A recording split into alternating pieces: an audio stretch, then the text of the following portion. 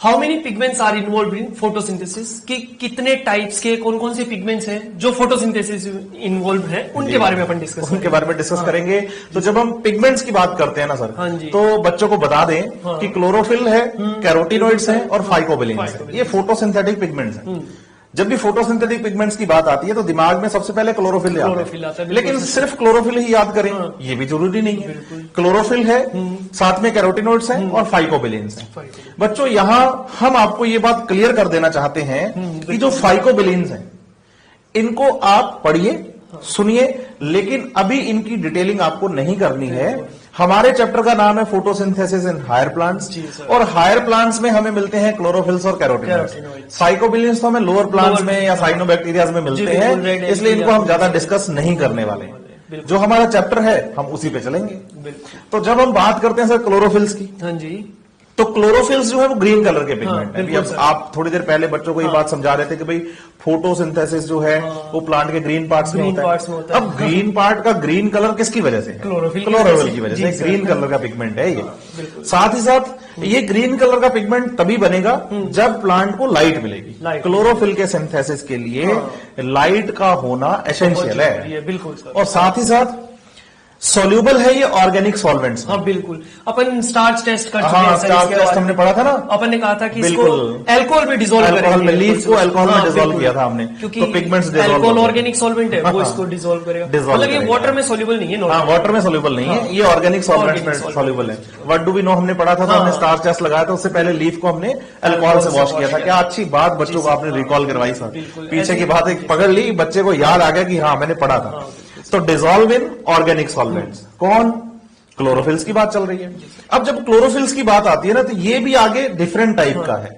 जैसे मैं बताऊं, एक तो क्लोरोफिल ए है, दूसरा क्लोरोफिल बी है। तो क्लोरोफिल ए और बी हमें हायर प्लांट्स में मिलते हैं। जी बिल्कुल सर, आपने बहुत अच्छी बात बताई। ये मेन अपन को यही पढ़ने हैं, क्लोरोफिल ए बी। ऐसा नहीं है ये दो ही टाइप के हैं, ए हुआ, बी सी डी, ये सब भी होते हैं, ई भी होते हैं। बट ये अपने क्या है, बात करें हायर प्लांट्स की, आपने अभी कहा, तो हम केवल उन्हीं पे फोकस करेंगे जो हमें इन हायर प्लांट्स के अंदर मिलते हैं और हमारे सिलेबस जी बिल्कुल सिलेबस जिनमें क्वेश्चन आने की प्रोबेबिलिटी ज्यादा है। बिल्कुल, क्लोरोफिल ए हुआ, बी हुआ, इनके बारे में ए भी है, बी भी है, सी भी है। जैसे सर बता रहे हैं मोर देन 2 टाइप है, लेकिन हम हायर प्लांट्स के अकॉर्डिंग डिस्कस कर रहे हैं, तो 2 ही की बात करेंगे, क्लोरोफिल ए की और क्लोरोफिल बी की। जी सर, देखिए जब क्लोरोफिल ए की बात आती है तो क्लोरोफिल ए एक यूनिवर्सल पिगमेंट है। यहाँ यूनिवर्सल से मतलब ये नहीं समझना है कि हाँ भाई सब में प्रेजेंट है, और सब में होता तो फिर हम में भी होता है, ऐसा नहीं है। यूनिवर्सल से मतलब ये है कि जितने भी ऑर्गेनिज्म फोटोसिंथेसिस कर रहे हैं और अपने फोटोसिंथेसिस में वाटर का यूज करते हैं। अच्छा जी सर, बिल्कुल। मतलब आप पढ़ेंगे ना, जब अपना स्टडी पैकेज मॉड्यूल पढ़ेंगे या एनसीईआरटी पढ़ेंगे, तो O2 लाइब्रेटिंग फोटोसिंथेटिक ऑर्गेनिज्म।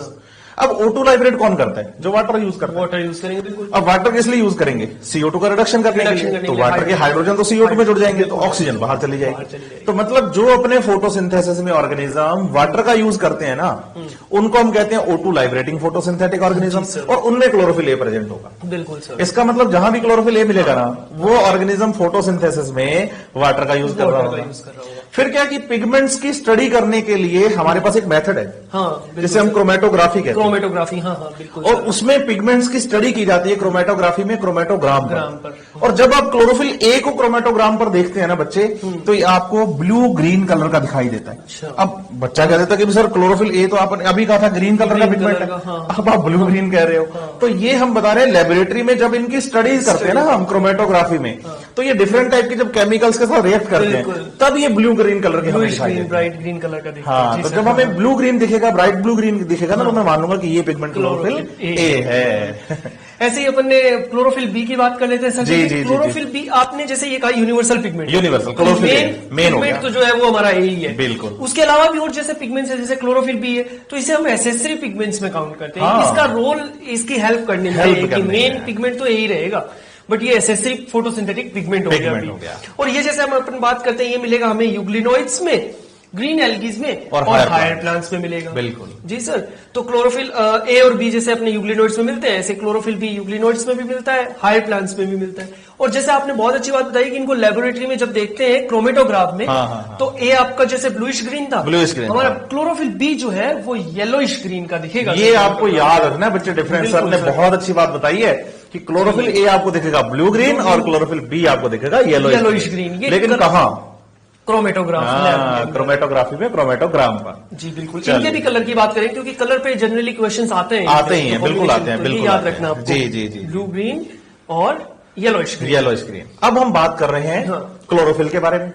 देखिए, दो टाइप के सर हमने कहा, क्लोरोफिल ए और बी। बिल्कुल। इनके अगर मॉलिक्यूलर फॉर्मूला की बात करें, जैसे हमारे अपने है एनसीईआरटी में, तो अपन कहते हैं ये जो है C55H72O5N4Mg से मिलकर के बना है। अब ये याद करने में थोड़ा मुश्किल लग रहा है, लेकिन आसान हो जाएगा। बच्चों के लिए हो जाएगा ना ऐसे, C55H72O5N4Mg। आपने कर लिया, बच्चे भी करेंगे। अपन तो नंबर से डायरेक्टली याद कर लेते हैं, 55 72 5 4 mg। अरे क्या बात है। तो ऐसे करके। और जो क्लोरोफिल बी है, इसमें है C55H70O6N4Mg। जी। देखिए, अपने को यहाँ पे ये याद रखना है कि दोनों फॉर्मूले याद नहीं करने, अपन एक से ही दूसरा बनाएंगे। जैसे देखिए, क्लोरोफिल ए में सर अपन कहते हैं कि इसकी सेकंड पायरोल रिंग पे CH3 ग्रुप प्रेजेंट है, जबकि क्लोरोफिल बी जो है उसकी स्ट्रक्चर क्लोरोफिल ए जैसी ही है, बस थोड़ा सा डिफरेंस है कि उसकी जो सेकंड पायरोल रिंग है, जो सेम पायरोल रिंग तो सेम है, बस उसमें CH3 की जगह CHO ग्रुप है, बस ये एक डिफरेंस बिल्कुल है। इसका मतलब हम ये कंक्लूजन निकाल सकते हैं कि कार्बन का नंबर तो देखिए सेम है सर, दोनों में जी बिल्कुल। हाइड्रोजन यहाँ पे 2 कम हो गए, तो जहां पे 72 था वहां पे नंबर आपको 70 मिलेगा हाइड्रोजन का। जी। और यहाँ पे ऑक्सीजन है, यहाँ पे एक एक्स्ट्रा ऑक्सीजन है, तो ऑक्सीजन का नंबर 1 बढ़ा देना है। उधर O5 था, इधर O6 हो गया। जी बिल्कुल सर जी। तो अपन एक ही फॉर्मूला याद करना है क्लोरोफिल ए का कि C55H72O5N4Mg है। अगर क्लोरोफिल बी का फॉर्मूला हमें लिखना पड़े तो बस CH3 की जगह पे CHO लगा देंगे। बस 2 आपको हाइड्रोजन करने हैं कम और 1 ऑक्सीजन आपको देना है बढ़ा, और ये फॉर्मूला क्लोरोफिल बी का भी हो जाएगा। अब जैसे सर हम फॉर्मूला की बात कर रहे हैं, तो फॉर्मूला पढ़ाते टाइम आपने पायरोल रिंग की बात की। बिल्कुल सर। अब पायरोल रिंग बच्चे को तभी समझ में आएगी जब हम स्ट्रक्चर की बात करेंगे। तो क्लोरोफिल के जब स्ट्रक्चर की तरफ हम चलते हैं ना, तो क्लोरोफिल की स्ट्रक्चर हम बताते हैं टेडपोल। जी सर। बच्चों देखो, टेडपोल की जब भी बात आ जाए ना, तो आप समझ जाना, एक हेड पार्ट होगा, दूसरा टेल पार्ट होगा। हेड और टेल को मिला के हम क्या बोल देते हैं, टेडपोल स्ट्रक्चर। और ये क्लोरोफिल ए के बारे में हम बात कर रहे हैं, क्योंकि क्लोरोफिल ए की स्ट्रक्चर आप पढ़ लो, सेम एज इट इज किसकी है, बी की। फर्क सिर्फ एक ग्रुप का ही तो है, जो सर ने अभी बताया कि CH3 की जगह पे आपको CHO ग्रुप मिलेगा। चलिए, क्लोरोफिल की जब हम बात करते हैं, तो क्लोरोफिल टेडपोल स्ट्रक्चर है। 2 पार्ट है, एक तो इसका हेड पार्ट है और दूसरा इसका टेल पार्ट। जी सर। हेड पार्ट को तो कहेंगे सर पोरफायरिन हेड, और टेल को बोलेंगे फाइटोल टेल। अब जो हेड पार्ट है, पोरफायरिन हेड जिसको हम नाम दे रहे हैं, ये बनता किससे है, ये बनता है जी टेट्रापायरोल स्ट्रक्चर से। अच्छा। मतलब अलग अलग छोटे छोटे 4 रिंग, टेट्रा मतलब है 4, और 4 पायरोल रिंग से भी। जैसे मान लो एक पायरोल रिंग ये होगी, हाँ जी सर, दूसरी ये होगी, हाँ जी जी सर, तीसरी ये होगी, हाँ बिल्कुल सर, और चौथी ये होगी। ये 4 पायरोल रिंग्स हैं। जी सर। फर्स्ट, सेकंड, थर्ड और फोर्थ। अच्छा, इसलिए टेट्रापायरोल हो गया। और ये चारों पायरोल्स आपस में जुड़ी हुई हैं, कनेक्टेड है, बिल्कुल सर, जुड़ी हुई है। अब फॉर्मूला देखेंगे तो आपको इस फॉर्मूला में एक क्या मिलता है, मैग्नीशियम। तो ये जो पायरोल 4 हैं, ये चारों पायरोल मिलकर जो स्ट्रक्चर बना रही है ना, इसे बोलते हैं हम पोरफायरिन हेड। और इनके सेंटर में प्रेजेंट है कौन, मैग्नीशियम। और ये मैग्नीशियम इन पायरोल्स के साथ जुड़ा हुआ है। अच्छा जी सर, ये हेड हो गया, ये हेड पार्ट हो तो गया। 4 पायरोल। अब 4 पायरोल, हर एक पायरोल में 1 नाइट्रोजन। तो देखो N4 है फॉर्मूला के अंदर। जी सर। तो 4 पायरोल, हर एक पायरोल में 1 नाइट्रोजन, तो N4 हो गया। सिंगल Mg है, तो वो चारों पायरोल के सेंटर में प्रेजेंट है। तो सारी पायरोल आपस में जुड़ी हैं, सेंटर में प्रेजेंट उनके मैग्नीशियम है। तो ये हो गया पोरफायरिन हेड। और ये एक हाइड्रोफिलिक स्ट्रक्चर है, मींस वाटर से रिपेल करेगी। हाँ, मतलब रिएक्ट कर लेगी। मतलब डर अपन, हाँ डर, हाइड्रोफोबिक मतलब डरती है, और हाइड्रोफिलिक मतलब वाटर से रिएक्ट कर लेती है। अब जो 4th इसकी पायरोल है, इस 4th पायरोल के साथ एक लंबी हाइड्रोकार्बन चेन जुड़ी रहती है। जी सर। और इसे हम नाम दे देते हैं फाइटोल टेल। अब हेड और टेल को जोड़ दो तो बन गया क्लोरोफिल। बिल्कुल। अब पोरफायरिन जो हेड है, इस पोरफायरिन हेड के सेकंड पायरोल की बात चल रही है कि भाई ये जो सेकंड पायरोल है, इसमें अगर आपको सेकंड पायरोल के 3rd कार्बन पर अगर तो मिल गया CHO ग्रुप, तो ये हो जाएगा क्लोरोफिल बी। जी सर। और अगर मिल गया आपको यहां पर CH3 ग्रुप, तो ये हो जाएगा क्लोरोफिल ए। ये बेसिक डिफरेंस है। मतलब फॉर्मूला एक ही याद करना है, स्ट्रक्चर एक ही बस याद रखना है। सेम स्ट्रक्चर सर, बिल्कुल सेम स्ट्रक्चर। बस सेकंड पायरोल पे आपको देखना है कि 3rd कार्बन पे अगर CHO ग्रुप आ गया तो ये क्लोरोफिल ए हो गया, और अगर CHO ग्रुप आ गया तो फिर ये क्लोरोफिल बी हो गया। बिल्कुल ऐसा ही चलता है। बहुत अच्छे से आपने सर स्ट्रक्चर से ये दोनों बातें क्लियर हो गई, मतलब इनको कुछ नहीं करना है, बस ये स्ट्रक्चर्स ध्यान में रखनी है। 4 रिंग्स दिख रही है। बिल्कुल सर, बिल्कुल बिल्कुल। आपने स्ट्रक्चर की बात कर ली, हमने फॉर्मूले की भी बात कर ली, इसके सिंथेसिस की भी थोड़ी सी बात करनी जी सर, वहां पे एक आता है अपने कि क्लोरोफिल सिंथेसिस जो है वो किससे होगा। तो देखिए यहाँ पे सक्सिनाइल कोएंजाइम ए और ग्लाइसिन मिल रहे हैं। हाँ। अब सक्सिनाइल कोएंजाइम क्या है, ये कहां से आया, सेल के अंदर कैसे बना, हाँ बिल्कुल सर। तो इसके बारे में अपन बाद में बात करेंगे, रेस्पिरेशन चैप्टर में अपने बाद में बात करेंगे। और ये ग्लाइसिन जो है ये हम सब बच्चे जानते हैं कि अमाइनो एसिड है बिल्कुल। तो सक्सिनाइल कोएंजाइम ए और ग्लाइसिन मिल करके क्लोरोफिल का एक प्रीकर्सर बनाते हैं, प्रोटोक्लोरोफिल। मतलब ये क्लोरोफिल की प्री फॉर्म जी, प्री फॉर्म है ये। अब क्या होता है, एंजियोस्पर्म्स की अपन हायर प्लांट्स की बात करें तो एंजियोस्पर्म्स में ये प्रोटोक्लोरोफिल जो है ये लाइट की प्रेजेंस में हाइड्रोजन से मिल करके क्लोरोफिल में कन्वर्ट हो जाता है। इसका मतलब एंजियोस्पर्म प्लांट्स में क्लोरोफिल के सिंथेसिस के लिए लाइट एसेंशियल है। ये जो बात आप पहले बता चुके हैं वहां पर, वही बात यहाँ पे वापस आपने बहुत अच्छे से कोरिलेट की सर इसको। तो ये लाइट कहां से है, ये लाइट एंजियोस्पर्म्स में हायर प्लांट्स में रिक्वायर्ड है क्लोरोफिल के सिंथेसिस के लिए। और अभी अपन एक बात और कहते हैं कि इस रिएक्शन के लिए आयरन भी चाहिए हमें, जो इसको रिएक्शन को कैटेलाइज करेगा। तो हमने यहाँ पे देखा कि मैग्नीशियम है, यहाँ पे नाइट्रोजन भी है इस पोरफायरेट में, और आयरन भी है। मैग्नीशियम और नाइट्रोजन तो इसके स्ट्रक्चरल पार्ट हो गए, लेकिन आयरन जो है वो इस रिएक्शन को कैटेलाइज करने के लिए चाहिए, क्योंकि ये रिएक्शन सर बहुत लंबी रिएक्शन होती है, बहुत स्टेप वाली। और भी बहुत सारे मतलब मल्टी स्टेप प्रोसेस है ये क्लोरोफिल का सिंथेसिस। हाँ जी सर। और भी कुछ मिनरल आयंस इसमें चाहिए जो अपन डिटेल में मिनरल न्यूट्रिशन चैप्टर में पढ़ेंगे। मींस क्लोरोफिल के सिंथेसिस के लिए मुझे नाइट्रोजन चाहिए जी, क्योंकि उसके वो स्ट्रक्चरल पार्ट है। बिल्कुल मैग्नीशियम चाहिए क्योंकि वो भी स्ट्रक्चरल पार्ट है। मुझे आयरन भी चाहिए, लेकिन आयरन स्ट्रक्चरल पार्ट नहीं है। तो बच्चों को ये बहुत अच्छी बात आपने क्लियर कर दी कि आयरन क्लोरोफिल का स्ट्रक्चरल पार्ट तो नहीं है, लेकिन क्लोरोफिल के सिंथेसिस के लिए एसेंशियल तो है। बिल्कुल सर। नाइट्रोजन और मैग्नीशियम तो एसेंशियल रहेंगे क्योंकि वो तो उसका स्ट्रक्चरल पार्ट है। आयरन स्ट्रक्चरल पार्ट तो नहीं है, लेकिन फिर भी क्लोरोफिल के सिंथेसिस के लिए एसेंशियल है। मतलब ये बात इनको लिखी हुई मिलेगी मिनरल्स वाले चैप्टर में, लेकिन क्लियर आप अभी कर रहे हो इनको, अभी से नंबर पक्के कर रहे हो बच्चों के एग्जाम के लिए। नहीं क्या बात है, करके कोरिलेट करेंगे। चलिए आगे बढ़ते हैं सर। जी बिल्कुल सर। जब अब हम how many type of pigments की बात करते हैं ना फोटोसिंथेसिस के लिए, तो क्लोरोफिल्स के बाद जब हम दूसरे नंबर पे पिगमेंट पढ़ते हैं वो है कैरोटीनॉइड्स। जब कैरोटीनॉइड्स की बात आती है तो कलरफुल पिगमेंट्स होते हैं। कैरोटीनॉइड्स कलरफुल हैं, जैसे हमने कहा कि भाई जो क्लोरोफिल्स हैं वो ग्रीन कलर के, तो कैरोटीनॉइड्स जो है वो कलरफुल पिगमेंट्स होते हैं। अब ये येलो से लेकर येलो ऑरेंज कलर के हो सकते हैं। कैरोटीनॉइड्स होते हैं 2 टाइप के। फर्स्ट हम पढ़ते हैं कैरोटीन्स और सेकंड हम पढ़ते हैं जैंथोफिल्स। जी सर। तो पहले हम जो बात करने जा रहे हैं वो हम कैरोटीन्स की बात करने जा रहे हैं। कैरोटीन्स पहले कैरोटीनॉइड कैरेट से डिस्कवर हुए थे। कैरेट से। अब देखो कैरेट है, कैरोटीनॉइड है, कैरोटीन है, तो कैरेट नाम आ रहा है, रिलेटेड है, तो उससे रिलेटेड है क्योंकि वो कैरेट से ही पहली बार इसको डिस्कवर किया गया और उसी के अकॉर्डिंग इसको नाम दिया गया कैरोटीन। किसको? कैरोटीन को। फिर येलो ऑरेंज कलर के हैं, हम कह रहे हैं कि कलरफुल पिगमेंट्स होते हैं। कैरेट भी इसी कलर की है, इसी कलर की येलो ऑरेंज है ना। इनमें कार्बन और हाइड्रोजन होते हैं। जैसे अभी आप क्लोरोफिल का फॉर्मूला पढ़ के आए, उसमें कार्बन भी था, हाइड्रोजन भी था, ऑक्सीजन भी था, नाइट्रोजन भी है, मैग्नीशियम भी है। लेकिन जो कैरोटीन्स हैं ये सिर्फ कार्बन और हाइड्रोजन से मिलकर बने हैं। और साथ ही साथ बीटा कैरोटीन एक ऐसा कैरोटीन है जो कॉमनली आपको प्लांट्स में मिल जाता है, बीटा कैरोटीन। दूसरे नंबर पे जो हम कैरोटीन्स पढ़ते हैं, कैरोटीनॉइड्स पढ़ते हैं, वो है जैंथोफिल्स। जैंथोफिल्स जो होते हैं यूजुअली येलो कलर के हैं। जी सर। पीले रंग के मिलते हैं आपको, यूजुअली बोला गया है। सारे जैंथोफिल येलो कलर के हों ऐसा जरूरी नहीं, लेकिन फिर भी आपको यूजुअली मिलते कैसे, येलो कलर के मिलते हैं। दूसरी है कि ये इनमें कार्बन हाइड्रोजन के साथ साथ ऑक्सीजन भी है। जैसे आप कैरोटीन पढ़ रहे हैं तो कैरोटीन में कार्बन हाइड्रोजन था, लेकिन यहाँ कार्बन और हाइड्रोजन के साथ साथ ऑक्सीजन भी आ गया है। फिर ये जो ल्यूटीन है, जैसे हमने कहा कि बीटा कैरोटीन कैरोटीन का एक ऐसा टाइप है जो आपको जनरली प्लांट्स में मिलता है, वहीं ल्यूटीन एक ऐसा पिगमेंट है जैंथोफिल जो यूजुअली आपको प्लांट्स में मिलेगा, जनरली आपको प्लांट्स में मिलेगा। ये बात हुई कैरोटीनॉइड्स के बारे में। ये जैंथोफिल और कैरोटीन कैरोटीनॉइड्स हैं, मतलब इसके आगे टाइप्स हैं। आगे टाइप्स। जैसे हमने क्लोरोफिल्स में बताया कि 2 टाइप के क्लोरोफिल ए और बी पढ़िए आप। जी सर। बाकी और भी टाइप है, लेकिन उनको पढ़ने की जरूरत नहीं है क्योंकि हायर प्लांट्स में ए और बी मिलते हैं।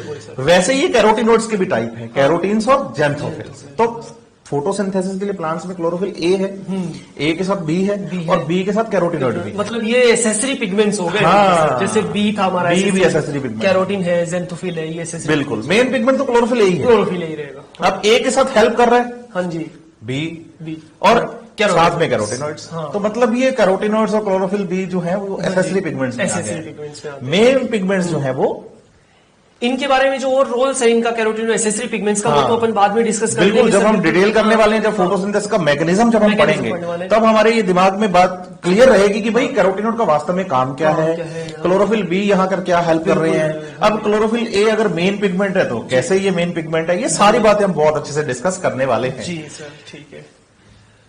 फिर अभी अपन आगे बात करेंगे सर। हमने अभी देखिए पिगमेंट्स का ओवरव्यू बच्चों देख लिया। हाँ। जैसे डिफरेंट डिफरेंट पिगमेंट्स हमने देख लिए, जी। क्लोरोफिल देख लिए, कैरोटीनॉइड्स देख लिए।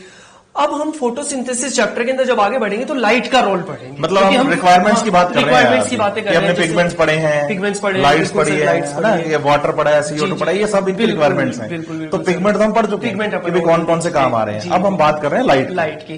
तो लेकिन लाइट की बात करने से पहले अपन एक एक्सपेरिमेंट ऑफ TW एंजल मान सर चलेंगे। ओके, जो हम कह के आए थे बच्चों को कि भाई TW एंजल का एक्सपेरिमेंट हम आपको अब लाइट आगे वाले जाके कॉन्सेप्ट में समझाएंगे, क्योंकि यहाँ अब ज्यादा इसी पे आ कन्वीनियंट गए। है समझना उनके लिए, और इसी के बेसिस पे आगे के जो लाइट के ग्राफ्स है वो हम इजीली समझ आएंगे। क्या बात है सर।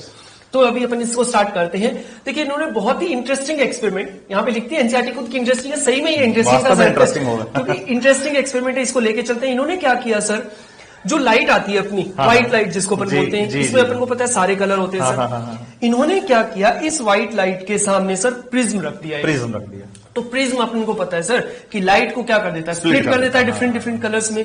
जैसे तो 7 कलर्स में कर देगा। हाँ, जैसे विबग्योर हम पढ़ते हैं, violet, indigo, blue, green, yellow, orange और रेड। जी सर, विबग्योर है ना? विबग्योर पढ़ते जी हैं ऐसे। जी जी जी। तो उस प्रिज्म ने इस लाइट को 7 डिफरेंट कलर्स में स्प्लिट कर दिया। स्प्लिट कर दिया। अब इन्होंने क्या किया, उस स्प्लिटेड लाइट के आगे में रख दी ग्रीन एल्गी। मतलब जैसे स्प्लिट लाइट है उसके फ्रंट में सामने उसके रख जी दिया सर, उन्होंने। सामने उन्होंने सॉल्यूशन में रख दिया green algae. Green algae, Cladophora. ये लाइट उस ग्रीन एल्गी से पास होगी, तो ग्रीन एल्गी के लिए ये सारी लाइट्स अवेलेबल है वो फोटोसिंथेसिस के लिए। फोटोसिंथेसिस के लिए। अब ग्रीन एल्गी सर जो थी वो हमारी क्लेडोफोरा है, ये क्लेडोफोरा। याद रखना बच्चों, एनसीईआरटी में दिया हुआ है। मतलब ऐसा बोला जाए कि TW एंजलमैन हाँ, ने जी। अपने एक्सपेरिमेंट में क्लेडोफोरा को यूज क्लेडोफोरा किया। को यूज हाँ, किया। हाँ, पूछ ले कौन से प्लांट को बिल्कुल, किया कहीं, बिल्कुल, बिल्कुल, तो बिल्कुल बिल्कुल। हमें याद रखना है क्लेडोफोरा को क्लेडोफोरा किया, ये है। Green algae. जी, जी। और इस एल्गी में हमने ये शो किया इसका क्लोरोप्लास्ट। देखिए सर, हमें पता है कि जैसे ये लाइट एब्जॉर्ब करेगी ये क्या करेगी, फोटोसिंथेसिस करेगी। बिल्कुल। तो इन्होंने ये देखा कि कौन सी लाइट के अंदर फोटोसिंथेसिस ज्यादा हो रहा है, ये बात देखनी थी। तो इन्होंने क्या किया, जैसे ब्लू रीजन के सामने ग्रीन, ये एल्गी पूरी रखी हुई है, हाँ, ब्लू हाँ, लाइट को बिल्कुल। एब्जॉर्ब करेगी और फोटोसिंथेसिस करेगी। जी जी बिल्कुल। कहां कौन सी लाइट में ज्यादा फोटोसिंथेसिस हो रहा है, इस बात को पता करना भी वहां एक बहुत बड़ा चैलेंज था। मतलब ये कि व्हाइट लाइट में तो सारे रंग थे, सारे रंग थे बिल्कुल, लेकिन उनको ये चेक करना था कि इसमें भी कौन जी। कौन से अलग अलग रंग में किस कलर में किस ज्यादा कलर में ज्यादा फोटोसिंथेसिस photosynthesis हो रहा है। इसलिए उन्होंने स्प्लिट्स करवाया उसको Split प्रिज्म करवाया, से। बिल्कुल सर। क्या बात है। तो इंटरेस्टिंगली उन्होंने क्या किया, उसके अंदर इस चेक करने के लिए बैक्टीरिया डाल दिए, एरोबिक बैक्टीरिया। Aerobic bacteria. क्योंकि उनको ये बात पता थी कि जब फोटोसिंथेसिस होगा तो वहां पे ऑक्सीजन रिलीज होगी, और ऑक्सीजन रिलीज हो रही है तो उस जहां पे ज्यादा ऑक्सीजन होगी वहां पे बैक्टीरिया ज्यादा आएंगे, क्योंकि बैक्टीरिया की रिक्वायरमेंट है ऑक्सीजन की। बिल्कुल, वो एरोबिक बैक्टीरिया है एरोबिक सर। बैक्टीरिया है, तो एरोबिक बैक्टीरिया है वो ऑक्सीजन का कंज्यूम करेगा। बिल्कुल कंज्यूम करेंगे। अब एरोबिक बैक्टीरिया आपने बोला, जी सर, तो एरोबिक बैक्टीरिया मतलब ऑक्सीजन कंज्यूम कर रहे हैं। कंज्यूम करने वाले हैं। क्या बात जी, है। बिल्कुल। तो यहाँ मैं एक बात और बच्चों को क्लियर करना चाहूंगा। जी सर। एरोबिक बैक्टीरिया, एरोबिक और ऑक्सीजेनिक, ऑक्सीजेनिक, हम हाँ, पहले भी बिल्कुल। बात करके आए हैं हाँ, ऑक्सीजेनिक के बारे में। बिल्कुल सर। तो ऑक्सीजेनिक टर्म तो है फोटोसिंथेसिस फोटोसिंथेसिस के लिए, और एरोबिक टर्म है रेस्पिरेशन के लिए। रेस्पिरेशन के लिए oxygenic photosynthesis means oxygen produce कर रहे हैं, प्रोड्यूस कर रहे हैं, बिल्कुल। और aerobic bacteria means oxygen consume कर रहे हैं। बहुत शानदार। मतलब यहाँ मैं बोल दूं कि क्लेडोफोरा जो है हाँ। वो ऑक्सीजेनिक फोटोसिंथेटिक ऑर्गेनिज्म हो है। गया। बहुत शानदार बात है ना? बच्चे और इसमें बैक्टीरिया confuse हो एरोबिक जाते हैं। बैक्टीरिया हो गया। जी सर, जी। वो तो ऑक्सीजेनिक एरोबिक एक जैसा लगता है, ऑक्सीजन से तो कंफ्यूजन हो जाता है हाँ, बच्चों को। हाँ, बहुत हाँ, अच्छे से हाँ, आपने क्लियर किया कि बच्चों ये जो प्लांट जो फोटोसिंथेसिस करके ऑक्सीजन रिलीज कर रहा है वो तो ऑक्सीजेनिक फोटोसिंथेटिक ऑर्गेनिज्म हो गया, और जो यहाँ पे रेस्पिरेशन में ऑक्सीजन इनहेल कर रहा है, यूज कर रहा है एरोबिक बैक्टीरिया। एरोबिक बैक्टीरिया हो गया। तो सर इस एक्सपेरिमेंट में उन्होंने क्या किया, डिफरेंट डिफरेंट लाइट ली इन्होंने, प्लांट ने, इस एल्गी ने, क्लेडोफोरा ने, फोटोसिंथेसिस किया। अब उनको चेक करना था कहां ज्यादा फोटोसिंथेसिस हो रहा है, तो उन्होंने डाल दिया एरोबिक बैक्टीरिया। एरोबिक बैक्टीरिया, क्योंकि उनको पता था जहां ऑक्सीजन ज्यादा निकलेगी वहां बैक्टीरिया भागकर जाएंगे ऑक्सीजन लेने के लिए। ओके, मतलब फोटोसिंथेसिस को मैं ऐसे समझ लूं हाँ। कि जिस लाइट में ऑक्सीजन प्रोडक्शन ज्यादा हो रहा होगा, है बिल्कुल। उस लाइट में फोटोसिंथेसिस भी ज्यादा ज्यादा होगा, बिल्कुल सर। ओके। तो प्रोडक्शन ऑक्सीजन का रिलीज जहां ज्यादा वहां फोटोसिंथेसिस ज्यादा होगा, ये बात चेक करने के लिए उन्होंने एरोबिक बैक्टीरिया लिए। अब सर उन्होंने ऑब्जर्व किया कि ये जो हमारा ब्लू रीजन था इतना, ब्लू रीजन है, ब्लू रीजन के अंदर सर देखिए बैक्टीरिया, और जो रेड रीजन है, रेड रीजन के अंदर बैक्टीरिया का काफी अमाउंट मिला, ज्यादा अमाउंट मिले। और वो सरप्राइज भी थे कि जो ग्रीन पार्ट है सर, यहाँ पे बैक्टीरिया का नंबर बहुत कम मिला। बिल्कुल सर। तो इस बात से अगर मैं एक रफ सा ग्राफ ड्रॉ करूं तो सर कुछ ऐसा ग्राफ आता है कि ये मेरे ब्लू रीजन में और मेरे पास रेड रीजन में बैक्टीरिया ज्यादा कलेक्ट हुए, हुई। इसका मतलब ब्लू और रेड रीजन में फोटोसिंथेसिस ज्यादा हुआ है और ऑक्सीजन का प्रोडक्शन भी ज्यादा हुआ है। तो सर इसका मतलब ये हुआ बच्चों के लिए कि जो ब्लू लाइट है और जो रेड लाइट है, यहाँ बैक्टीरिया ज्यादा इकट्ठे हुए क्योंकि यहाँ फोटोसिंथेसिस ज्यादा हो गया। तो TW एंजलमैन ने अपने एक्सपेरिमेंट में एरोबिक बैक्टीरिया का यूज किया ये पता लगाने के लिए कि ऑक्सीजन ज्यादा कौन सी लाइट में निकल रही है, बिल्कुल, है ना सर। तो ये साइंटिस्ट सबसे पहले साइंटिस्ट हैं जिन्होंने हमें फोटोसिंथेसिस का पहला एक्शन स्पेक्ट्रम बताया कि इस व्हाइट लाइट में जो 7 कलर है ना विबग्योर, उनमें कौन से लाइट के अंदर फोटोसिंथेसिस ज्यादा हो रहा है, एक्शन ज्यादा हो रहा है। तो फर्स्ट एक्शन स्पेक्ट्रम हमें बताने वाले TW एंजलमैन ही हैं। अब जब इस एक्सपेरिमेंट को पढ़ता है तो उसके दिमाग में एक बात आती है कि भाई ब्लू और रेड रीजन में ही फोटोसिंथेसिस ज्यादा क्यों हो रहा है। बिल्कुल सर। तो इसका जवाब भी हम देंगे और मिलेगा भी आपको एनसीईआरटी और मॉड्यूल से। जब आप एनसीईआरटी और मॉड्यूल की तरफ बढ़ते हैं तो उसमें आपको 3 ग्राफ दिए हुए हैं लाइट के लिए। बिल्कुल सर। अब हाँ 3 अलग अलग ग्राफ है। पहला ग्राफ है एब्जॉर्प्शन का, दूसरा ग्राफ है एक्शन का और तीसरा दोनों को मिक्स करके बनाया गया है कंक्लूड। अब देखिए ये पहला ग्राफ है एनसीईआरटी में, ये लाइट के एब्जॉर्प्शन का ग्राफ है बाय द डिफरेंट पिगमेंट। अब फोटोसिंथेसिस में पिगमेंट कितने पड़े? 3 मेन वही पड़े, क्लोरोफिल ए पड़ा, जी सर, बी पड़ा और कैरोटीनॉइड्स पड़े। तो इस ग्राफ में हमारे पास 3 लाइंस भी हैं।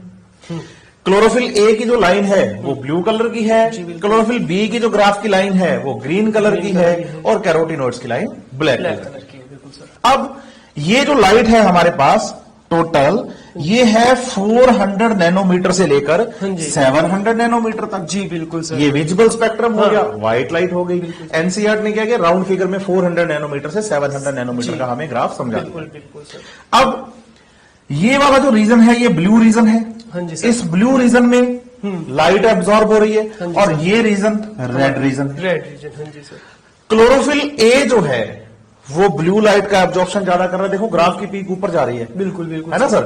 ज्यादा पीक मतलब, हाँ ज्यादा पीक मतलब ज्यादा एब्जॉर्प्शन, क्योंकि ये जो आपको दिख रहा है वाई एक्सिस पे ये एब्जॉर्प्शन ऑफ लाइट दिख रहा है बाय द डिफरेंट पिगमेंट। ये ग्राफ में आपको इधर लिखा भी दिया है, बिल्कुल एनसीईआरटी में भी है, मॉड्यूल में भी है कि एब्जॉर्प्शन जो है वो लाइट का है किसके द्वारा, by the different type of photosynthetic pigments. जी। तो ये ग्राफ जितना वाई एक्सिस पे ऊपर उठेगा उतना ज्यादा एब्जॉर्प्शन। तो देखिए chlorophyll A light blue absorb कर रहा है, क्लोरोफिल बी भी ब्लू लाइट को ज्यादा एब्जॉर्ब कर रहा है। फिर इन दोनों ए और बी का ग्राफ नीचे आ गया और रेड लाइट में जाके फिर ऊपर उठ गया। जी बिल्कुल सर, बिल्कुल। लेकिन यहाँ ध्यान देने लायक बात यह है कि जो क्लोरोफिल बी है ना वो ए से ज्यादा एब्जॉर्ब करता है ब्लू लाइट को, क्योंकि देखो ब्लू के अंदर क्लोरोफिल ए की पीक तो यही रह गई। जी बिल्कुल, है ना, और बी की पीक यहां तक आ गई, तो इतना डिफरेंस आ गया। जी। लेकिन रेड लाइट को क्लोरोफिल ए ज्यादा एब्जॉर्ब करता है as compare to B. Chlorophyll B, बिल्कुल सर। अब देखिए कैरोटीनॉइड्स है वो येलो ऑरेंज कलर के हैं, तो इनका ग्राफ तो येलो ऑरेंज लाइट में ही नीचे गिर गया। बिल्कुल सर। अब बात आती है कि बैक्टीरिया जो एरोबिक बैक्टीरिया थे वो ब्लू और ग्रीन लाइट में ही ज्यादा इकट्ठे क्यों हुए। हाँ बिल्कुल सर, है ना, कि एक्शन ज्यादा फोटोसिंथेसिस का जो है वो ब्लू और रेड रीजन में ही ज्यादा क्यों हुआ। ये बात सही बात नहीं, हाँ। इस ग्राफ से क्लियर हो जाएगा। बिल्कुल सर। भाई फोटोसिंथेसिस के लिए पिगमेंट्स काम करते हैं। बिल्कुल। पिगमेंट्स लाइट को एब्जॉर्ब करते हैं। बिल्कुल सर। तो बोलिए जिस लाइट का एब्जॉर्प्शन ज्यादा उसमें फोटोसिंथेसिस भी ज्यादा होगा। तो इस ग्राफ से पता चल रहा है कि ब्लू और रेड रीजन में जो फोटोसिंथेटिक पिगमेंट्स हैं, क्लोरोफिल है, वो ब्लू और रेड रीजन में एब्जॉर्प्शन ज्यादा करते हैं, तो फोटोसिंथेसिस भी ज्यादा ही होता है। बहुत शानदार तरीके से सर बच्चों को एकदम आपने ग्राफ क्लियर कर दिया कि वहां पे बैक्टीरिया ज्यादा क्यों हुए थे, रीजन यहाँ पता चल। बिल्कुल, क्योंकि एब्जॉर्प्शन ज्यादा है। तो तो एक्शन जिस लाइट का एब्जॉर्प्शन ज्यादा होगा उसमें एक्शन ज्यादा होगा, उसमें फिर ऑक्सीजन का प्रोडक्शन भी ज्यादा होगा। तो एरोबिक बैक्टीरिया तो भाग के जाएंगे ना ब्लू रीजन में, रेड रीजन में, कि भाई ऑक्सीजन ज्यादा यहाँ निकल रही है और हम तो एरोबिक बैक्टीरिया, हमें तो ऑक्सीजन चाहिए, चलो चलो ऑक्सीजन वाले रीजन में चलेंगे हम। तो इसी बात को समझाने के लिए एनसीईआरटी ने फिर आपको सेकंड ग्राफ समझाया एक्शन का, एक्शन स्पेक्ट्रम। तो चलो एक्शन स्पेक्ट्रम की ओर मूव करते हैं। एक्शन स्पेक्ट्रम क्या है, जैसे अभी सर बता रहे थे कि जहां ज्यादा एब्जॉर्प्शन वहां ज्यादा एक्शन। तो अगर हम रफ सा एक डायग्राम ड्रॉ करें, ग्राफ ड्रॉ करें, तो देखिए बच्चों हमें ऐसा ग्राफ दिखता है ये कि इसके दो पीक आते हैं और दोनों पीक कौन से रीजन में ज्यादा आएंगे। हमें पता है ब्लू पीक में, और एक हमें पता है कि रेड रीजन। ब्लू रीजन और रेड रीजन में दोनों में पीक आता है, जिसकी अपन वेवलेंथ लेके चले थे 400 से 700 नैनोमीटर। सर ने जैसे बताया था अभी आपको बच्चों कि 400 से 700 नैनोमीटर एनसीईआरटी रफली हमें ये वेवलेंथ देती है, अपने विबज्योर जो है या विजिबल स्पेक्ट्रम जो है उसकी। तो उसमें से ये ब्लू रीजन हुआ और ये रेड रीजन हुआ। यहां पे बैक्टीरिया का अच्छा खासा अमाउंट था, यहां पे भी अच्छा खासा अमाउंट था। मतलब अगर एक रफ सा ग्राफ ड्रॉ करें तो यहां पे दोनों जगह पीक आता है। एक्शन स्पेक्ट्रम, एक्शन स्पेक्ट्रम मतलब ब्लू रीजन में भी फोटोसिंथेसिस ज्यादा है और रेड रीजन में भी ज्यादा है, क्योंकि दोनों में एब्जॉर्प्शन ज्यादा है। जी बिल्कुल। और आपने एक और वहां पे बात बताई थी कि जो ग्रीन रीजन का लगभग रीजन था वहां पे फोटोसिंथेसिस गिर गया था। इस बात को मेजर वहां कैसे किया गया है, देखिए बच्चों यहां पे कि O2 रिलीज से मेजर किया गया है कि जहां ज्यादा O2 रिलीज हुई वहां ज्यादा बैक्टीरिया आएंगे, तो वहां का पीक ग्राफ का ज्यादा आएगा। तो ये हमारा एक्शन स्पेक्ट्रम हो गया। बहुत फोटोसिंथेसिस का एक्शन जो है या रेट जो है वो ऑक्सीजन रिलीज होने से तो बताया जाता है, पता चल रही है। बिल्कुल। तो इसका मतलब ये जो ग्राफ बना है ये ऑक्सीजन के रिलीज से ही बना है कि भाई ब्लू और रेड रीजन में ऑक्सीजन ज्यादा रिलीज हो रही है और ग्रीन रीजन में कम रिलीज हो रही है, इसलिए ग्राफ भी वैसे ही बना है।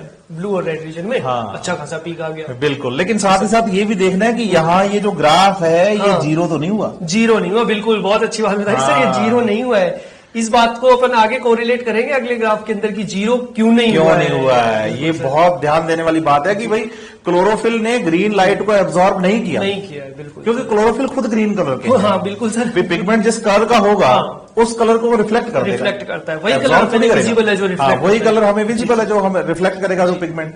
तो क्लोरोफिल से ग्रीन कलर के, अब ग्रीन कलर को वो एब्जॉर्ब थोड़ी करते, वो तो रिफ्लेक्ट करते हैं। तो ग्रीन कलर का एब्जॉर्प्शन कम है, इसलिए ग्राफ भी नीचे आ गया, एक्शन भी कम है। हाँ, लेकिन इसका मतलब ये बिल्कुल नहीं मानना है कि रेट जीरो हो गई है, यहाँ पर बिल्कुल जीरो नहीं हुई है।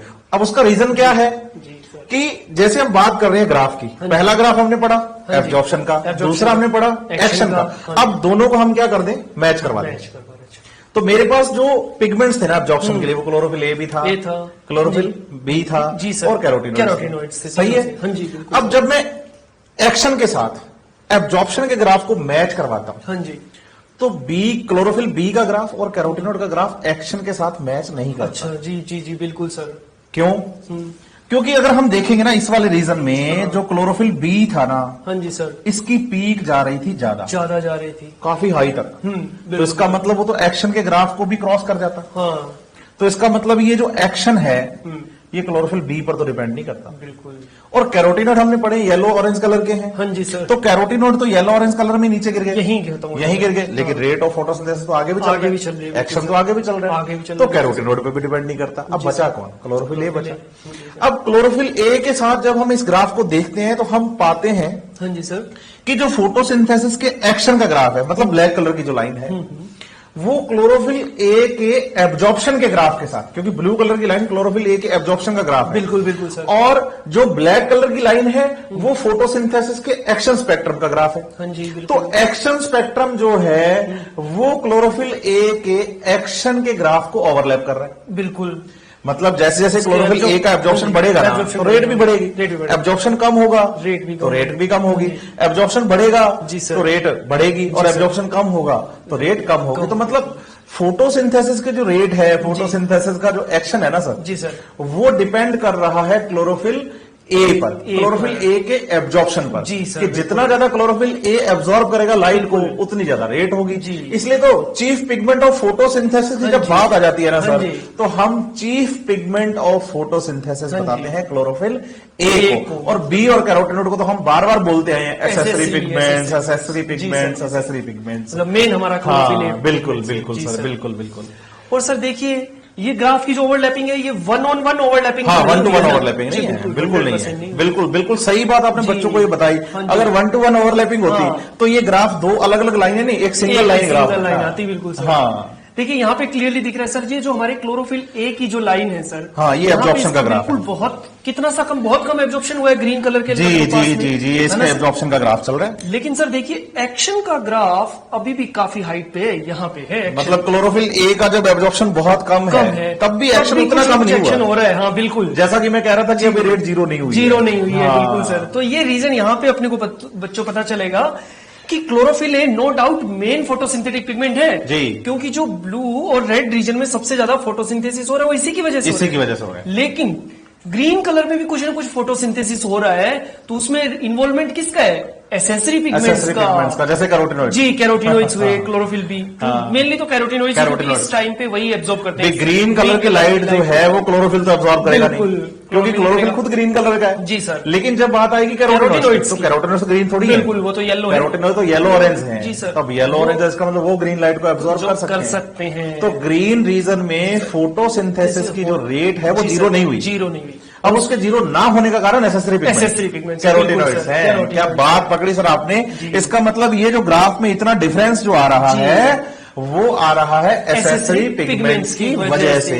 क्या बात। तो एसेसरी पिगमेंट्स का सर एक ये भी बहुत बड़ा रोल हो चुका है वहां पे कि वो क्या कर रहे हैं, क्लोरोफिल, जैसे अपन ने बात की थी कि 400 से 700 नैनोमीटर की वेवलेंथ अवेलेबल है विजिबल स्पेक्ट्रम। जी सर, जी जी। बट क्लोरोफिल ए तो हमारा मेन पिगमेंट तो केवल ब्लू रीजन और रेड रीजन में लाइट एब्जॉर्ब कर रहे हैं, ज्यादा वही कर रहे हैं। बाकी की लाइट वेस्ट चली जाती। तो बाकी जो एसेसरी पिगमेंट्स है उन्होंने उस लाइट को एब्जॉर्ब कर लिया। ओके, मतलब जो लाइट क्लोरोफिल एब्जॉर्ब नहीं कर पा रहा था, उस लाइट को एब्जॉर्ब करने में हेल्प कर रहे हैं एसेसरी पिगमेंट्स। मतलब लाइट वेस्ट ना जाए। बिल्कुल, बड़ी रेंज अब मिल गई इनको कि 400 से 700 तक की सारी लाइट इनके काम आने लग गई। बिल्कुल। तो वहां पे एनसीईआरटी लिखती भी है सर कि एसेसरी पिगमेंट्स जो है जैसे कैरोटिनॉइड्स वगैरह, ये फोटोसिंथेसिस की वाइड रेंज को इनेबल करते हैं, मतलब वाइड रेंज ऑफ वेवलेंथ को अवेलेबल करवा देते हैं प्लांट के लिए। तो ये लाइट एब्जॉर्ब करके क्लोरोफिल को ए को दे देंगे, क्योंकि मेन पिगमेंट तो वही है, वो फोटोसिंथेसिस। लाइट एब्जॉर्ब करेंगे, एनर्जी बनाएंगे, वो क्लोरोफिल ए की तरफ है और क्लोरोफिल ए को हेल्प मिल जाएगी, वो फोटोसिंथेसिस करेगा। जी सर। क्या बात है सर, शानदार बात बताई। मतलब हमने पिगमेंट्स की बात कर ली सर, इसमें हमने लाइट की बात कर ली, हमने ये भी बात कर ली कि भी कौन सा पिगमेंट है जो कि मेन रोल प्ले कर रहा है फोटोसिंथेसिस के लिए। बिल्कुल सर। चलिए, अब तो ये दो रिक्वायरमेंट हुई। एक फिर है CO2 कार्बन डाइऑक्साइड। अब प्लांट कार्बन डाइऑक्साइड को एब्जॉर्ब करते हैं by the help of the stomata. बिल्कुल सर। उसके बारे में हम ट्रांसपोर्ट इन प्लांट वाले चैप्टर में पढ़ने वाले हैं। और हमारी फोर्थ रिक्वायरमेंट है वाटर। और वाटर प्लांट एब्जॉर्ब करते हैं सॉइल से by the help of the root. मतलब हमारी रिक्वायरमेंट पूरी हो चुकी है। हाँ, पूरी हो चुकी है। और CO2 और वाटर के लिए, हाँ, CO2 और वाटर के लिए हम ट्रांसपोर्ट वाले चैप्टर में पढ़ेंगे। जी सर। अब हम चलेंगे फोटोसिंथेसिस के मैकेनिज्म की तरफ कि फोटोसिंथेसिस में वास्तव में ये पिगमेंट्स कैसे लाइट एब्जॉर्ब कर रहे हैं, कैसे ये काम चल रहा है और शानदार तरीके से प्लांट कैसे ग्लूकोज का फॉर्मेशन करता है। मतलब हमारे बच्चे रेडी है फोटोसिंथेसिस का एक्शन दिखाने के लिए। बिल्कुल एक्शन देखने के लिए अब रेडी है फोटोसिंथेसिस का सर।